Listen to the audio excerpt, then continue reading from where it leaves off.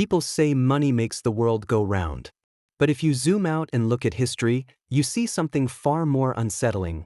Money doesn't just move the world, it can break the human mind. Because there were times when people didn't buy land, food, or security. They sold their homes just to buy a flower bulb.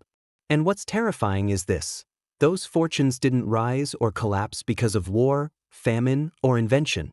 They rose and collapsed because an entire society agreed to lose its sense of reality at the same time. From tulips in 17th century Holland to NFTs in the 21st century, bubbles reveal the darkest truth in financial history. When greed takes over, reason disappears. And every single time, the crowd repeats the same sentence: this time it's different. But it never is. To understand bubbles, we need to understand the fragile psychology of wealth. A bubble always begins with a promise. The promise of quick riches, easy financial freedom, and an escape from the grind of ordinary life. In the early stages, it feels rational. Prices rise because demand rises. Investors feel smart, visionary, ahead of the curve. Then momentum builds. More buyers rush in, afraid of missing out. The object being traded, whether it's land, stock, railroads, internet companies, or digital images of apes wearing sunglasses, becomes secondary. What matters is the belief that someone else will pay more tomorrow. At its heart, a bubble isn't about real wealth. It's about the illusion of wealth. And illusions, by definition, must shatter. The most famous case in economic history, the one financial educators still use to this day, is the Dutch Tulip Mania of the 1630s. 17th century Holland was a wealthy society. Amsterdam had become a global hub of trade and finance. Dutch ships carried goods from Asia, Africa, and the Americas. The Bank of Amsterdam, founded in 1609, was one of the first true central banks. Dutch citizens had disposable income, and they were willing to speculate. When tulips were introduced from the Ottoman Empire, they were exotic, rare, and fashionable. Owning unusual varieties became a status symbol, the same way luxury watches or rare cars function today. But soon, tulip bulbs transformed from luxury goods into financial instruments. They were bought and sold not for planting but for profit. By 1636, people were trading tulip futures contracts, essentially betting on what bulbs would be worth in the future. At the peak of the bubble, a single rare tulip bulb could cost more than a skilled craftsman's yearly salary. Some reportedly sold for the price of a house. Of course, it didn't last. In the winter of 1637, buyers stopped showing up to auctions. Confidence cracked, and suddenly the same bulbs that had been treated as treasures were unsellable. Prices collapsed almost overnight, wiping out fortunes. The Dutch economy did not completely collapse. The story has often been exaggerated in later retellings, but for many individuals, it was financial ruin. The lesson was timeless. When the price of an object detaches from its utility and is sustained only by speculation, the crash is inevitable. Fast forward 2 centuries, and the same human pattern played out again, this time in Britain with what became known as the South Sea Bubble.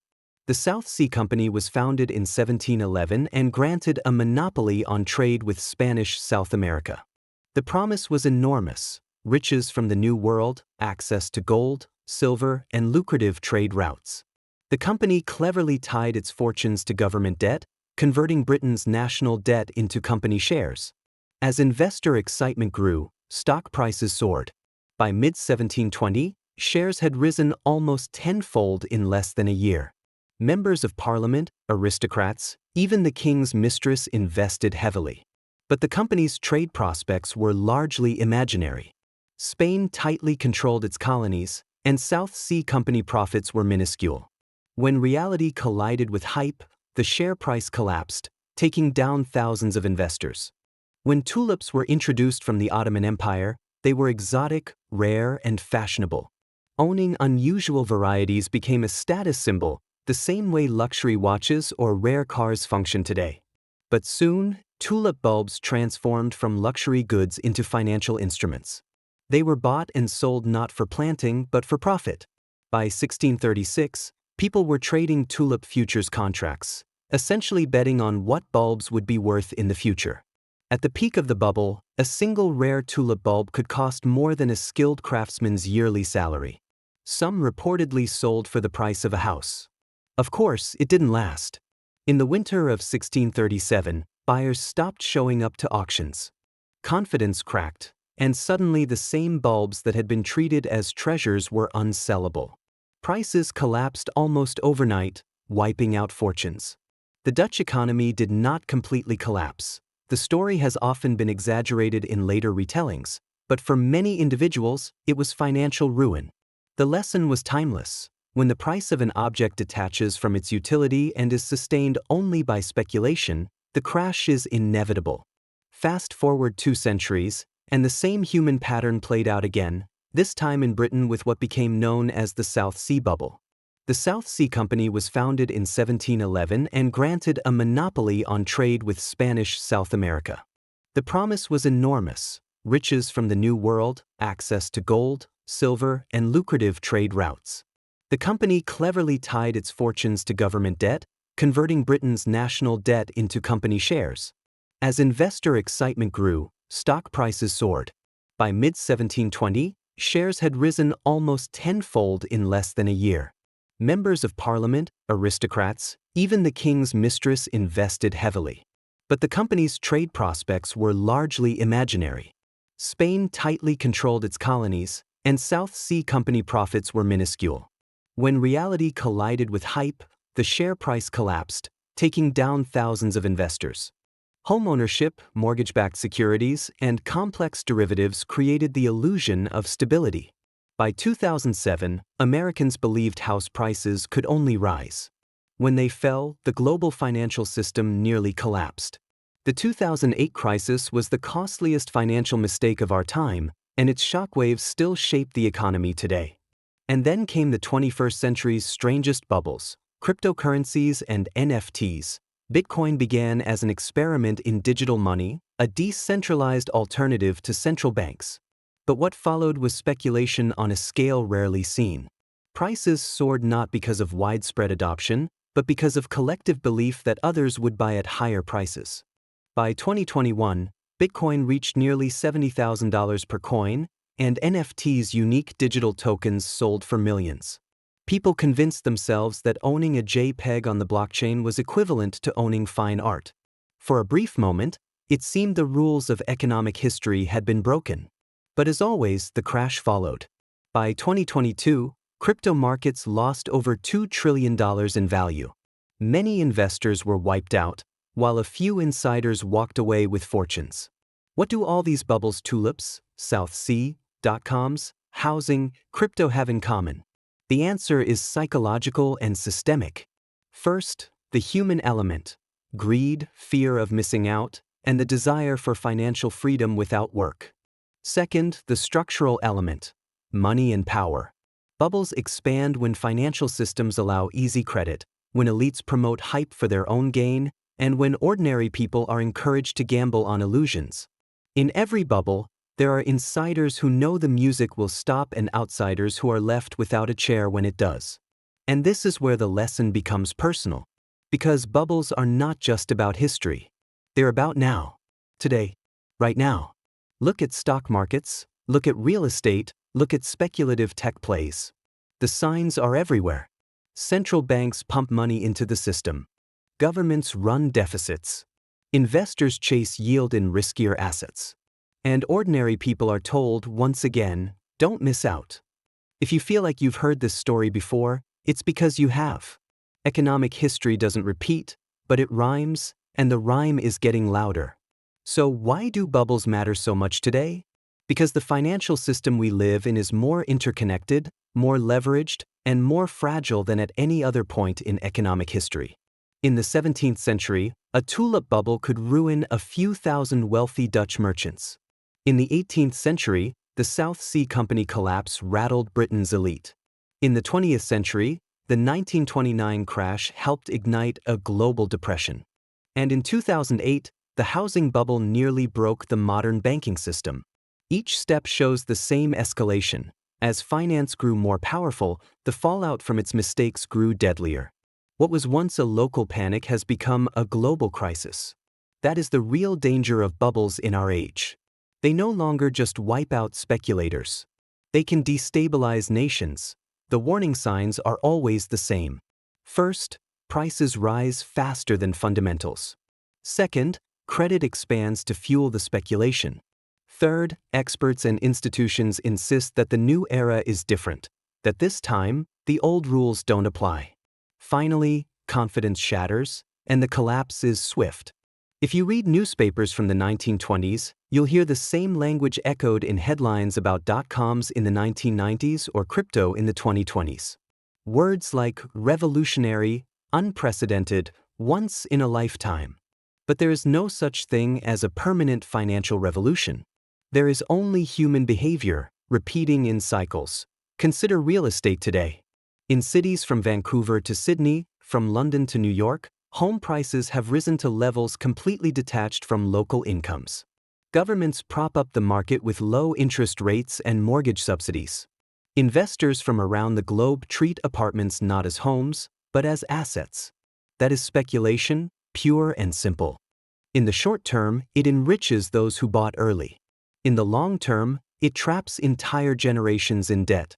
If history is any guide, this too will end, and when it does, the social fallout will be immense. Or consider the stock market. Technology stocks, artificial intelligence plays, speculative biotech startups all promise to change the world. Some will. Most will not. Just like railroads in the 19th century or dot-coms in the late 20th, a few giants will survive and dominate. But the majority of investors will not hold the winners long enough. They will buy into hype, not value. They will mistake paper gains for real wealth. And when the cycle turns, they will be left wondering how they fell for the same story again. And then there is crypto. The dust has not settled yet. Some argue that blockchain technology is as transformative as the internet, that cryptocurrencies will replace fiat money, that NFTs will revolutionize ownership. Others say it's a speculative fraud destined for oblivion. The truth is probably somewhere in between. Just as the dot-com crash wiped out thousands of worthless startups but left behind the foundations of the modern digital economy, so too the crypto bust may leave behind infrastructure that will matter in the decades to come. But for the ordinary investor, that distinction doesn't change the pain of losing their savings in a crash. That is the eternal difference between systemic progress and personal ruin. The system may evolve, but individuals can still be crushed along the way. What does all this mean for you right now? It means you should look at every too-good-to-be-true financial story with suspicion. Economic history is financial education written in blood. The lesson of every bubble is not that speculation is always wrong, but that speculation without discipline is fatal. If you want financial freedom, if you want real wealth, you cannot rely on catching the next bubble at the right moment. You must focus on fundamentals, assets with real utility, investments that produce cash flow, decisions rooted in reality rather than hype. That may sound boring compared to the thrill of chasing the next big thing. But boring is often what protects families from disaster. Boring is what preserves wealth across generations.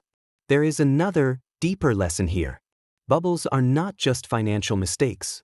They are mirrors of society. Tulips in 17th century Holland reflected a new middle class desperate to display wealth. The South Sea Company reflected Britain's attempt to finance empire through debt. The Roaring Twenties reflected a society drunk on modernity and consumer credit. The dot-com era reflected our awe of technology. The housing bubble reflected our obsession with ownership and the illusion of safety. And the crypto boom reflected a generation's distrust of central banks and desire for digital independence. Each bubble is a financial story, yes, but also a cultural story. And that is why they are so dangerous. Because they do not just appeal to greed, they appeal to identity. People believe not only that they are making money, but that they are participating in history, in revolution, in the future. And that belief is almost impossible to fight until it collapses on its own. So ask yourself, what bubble are we in now? Is it housing? Is it stocks? Is it national debt? Is it all of them at once? And if the answer is yes, then the question becomes not whether it will end, but how and when. The historian's warning is simple: bubbles always end. They end in panic, in collapse, and in pain. But they also end in renewal, in correction, and sometimes in genuine progress. The real tragedy is that the people who lose the most are rarely the ones who cause the problem. Ordinary workers, savers, and families bear the brunt. Elites, with their access to information and power, usually escape or even profit. That is the brutal symmetry of money and power across centuries. History doesn't repeat, but it does punish. And if we refuse to learn, it punishes harder. The financial mistakes of Tulip Mania, the South Sea Bubble, the Roaring '20s, the dot-com boom, the housing crash, and the crypto collapse are not just stories for textbooks. They are warnings for us. For anyone who believes that financial freedom can be built on illusions. Real wealth is slow, steady, and grounded in reality. Illusions are fast, intoxicating, and fatal. If you forget that, the system will remind you. And the system has no mercy. So remember this: every bubble begins with a promise. The promise that you can escape history. But history always catches up. The choice is yours: to chase the illusion, or to learn from the past and build something real. Because the next bubble is already forming. The only question is whether you'll be crushed by it or prepared for it. If this gave you a new perspective, hit subscribe. If you want to understand the future, you have to study the financial ghosts of the past. This is Financial Empires. And here, history always leaves receipts.